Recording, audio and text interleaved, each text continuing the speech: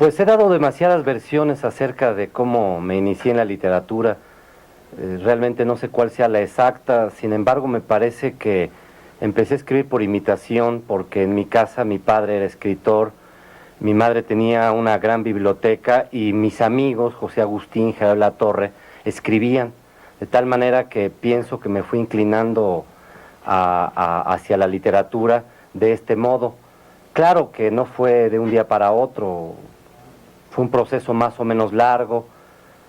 Como oficio realmente, ya como para convertirme en escritor profesional, creo que fue gracias a la presencia de Juan José Arreola que me convertí en escritor y con él adquirí la disciplina necesaria para escribir.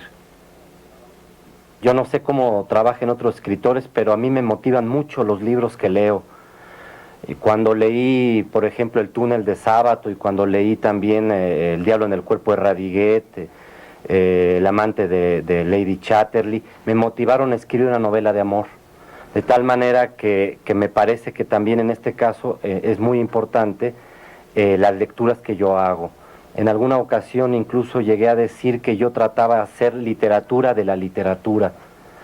La mayor parte de mis cuentos no son el producto de experiencias, ni de anécdotas, ni de cosas que me han sucedido, sino son recreaciones literarias, sobre todo de temas bíblicos o mitológicos. De tal manera que en este sentido me parece que hay muchas maneras de escribir un cuento. Me parece que tantas como a uno se le puedan ocurrir. Sin embargo, es curioso porque ninguno de los cuentos, como te decía alguna vez, ninguno de los cuentos míos antologados me gustan. Si son el gusto del autor, bueno, supongo que así debe ser, que el antologador seleccione conforme a sus gustos, pero definitivamente, si a mí me dejaran, me dieran la oportunidad de hacer mi antología personal, créeme que no escogería ninguno de los cuentos que están antologados. En la última antología que preparó Miguel Ángel Flores, que acabo de mencionar, hay dos cuentos que a mí en lo personal no me gustan. Sí, bueno, tampoco los repudio, tampoco me chocan, de alguna manera son producto de mi imaginación. Uno cree que sus hijos siempre son bonitos, aunque sean mongoloides, ¿verdad? Pero ahí uno de ellos es justamente Mirabel, que le gustó mucho al viejo Miguel Ángel Flores, y el otro le gustó a José Emilio Pacheco.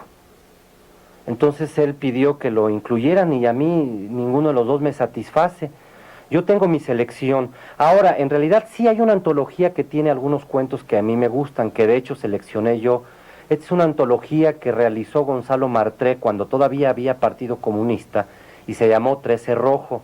En esta antología había 14 o 15 escritores, miembros todos del entonces PC, y cada uno escogió sus propios textos. Yo escogí 3 que me parecen muy representativos de lo que yo escribo en cuento, y son 3 cuentos absolutamente fantásticos, lo cual ha desconcertado fuera del país, porque esta antología se reprodujo en Cuba, y ha causado algún estupor de que de pronto algunos autores muy comprometidos, muy militantes, escriban literatura fantástica, que se supone que es una literatura de evasión.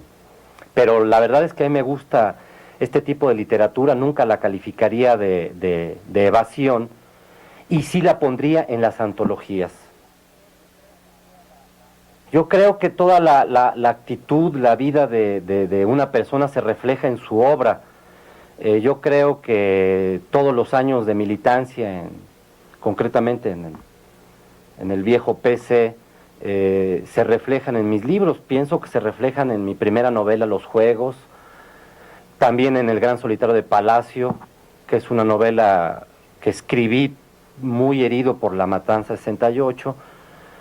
Creo que sí, y aún en los mismos cuentos fantásticos, aún en los cuentos que aparentan ser más distantes de la militancia o del compromiso político, yo creo que sí se nota que hay ahí atrás de eso un autor que tiene una vocación política también, un trabajo político y una actitud ideológica muy clara, muy definida, que nunca ha variado en los 20 y tantos años que tengo de escribir, de tal manera que pienso que se refleja. Ahora, A veces se refleja con mucha claridad, como en los libros que mencioné, a veces se refleja con menos, pero de alguna manera yo pienso que esto es algo que se puede observar perfectamente en los escritores, tanto su extracción de clase como su ideología. Si uno refleja lo que lo rodea, si yo reflejo efectivamente los sectores medios de la capital, de la Ciudad de México, ahí me eduqué, en ellos viví toda mi vida, pero al mismo tiempo también reflejo pues una actitud, una ideología más que nada. El libro se llama El escritor y sus problemas. La idea era hablar de todos los problemas a los que se enfrenta un escritor, la falta de editores, la falta de una buena distribución de libros, no solo en el campo nacional, sino internacional. Pero yo le daba importancia, tal vez por eso la pregunta, yo le daba importancia a esta parte del compromiso. Sin embargo, este libro está dividido en dos. En una expongo yo estos problemas y doy mi punto de vista, y en la otra parte entrevisto una serie de escritores. Entre los escritores que entrevisto están Eduardo Lizalde, Juan Tovar, José Agustín, Vicente Leñero, Julieta Campos, Augusto Monterroso, y todos dan respuestas muy diversas. Por ejemplo, Eduardo Lizalde habla de que uno debe vacunarse en contra de su propia ideología y que debe hacer una separación entre ideología, militancia política y literatura, para no caer en el panfleto, decía él. Ahora, Monterroso daba una opinión también curiosa que no me dejó de llamar la atención. Él decía que a un bombero se le pide principalmente que apague fuegos, pero no se le pedía ninguna formación ideológica, ni ningún compromiso político. Y decía, y si el señor apaga los fuegos excelentemente, pues qué mejor.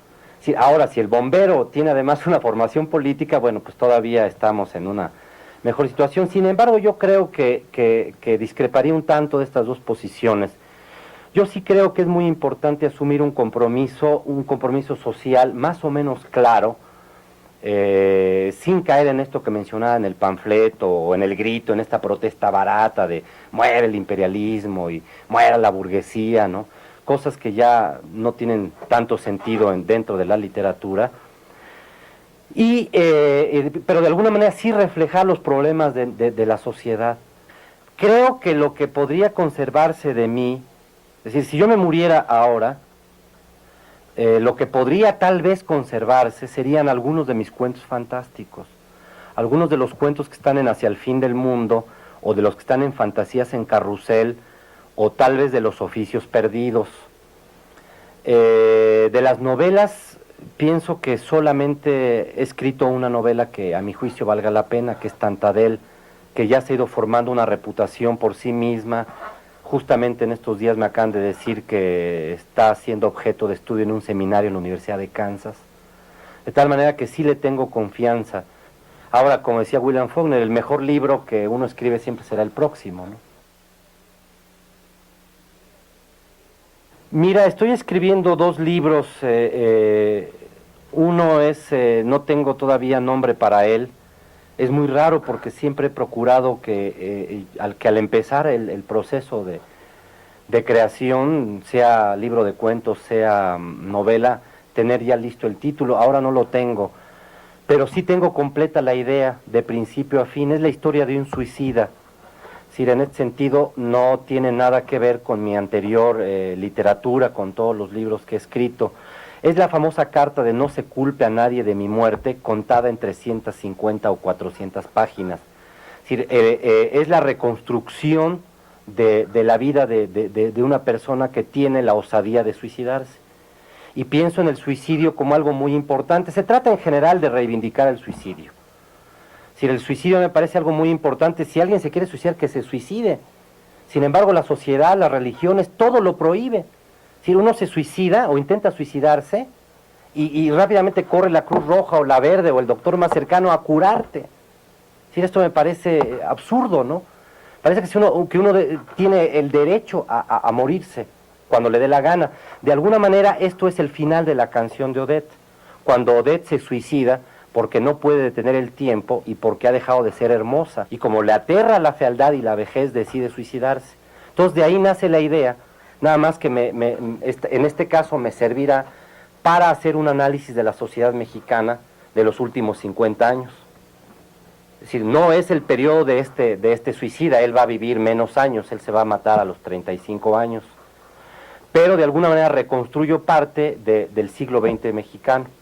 No solo lo reconstruyo, sino también meto algunas otras, se ve la Revolución Cubana, se ve el movimiento sandinista. Es una novela muy ambiciosa que reconstruye partes de la historia nacional y que finalmente espero que se convierta en un libro que me pueda sacar del anonimato en que vivo.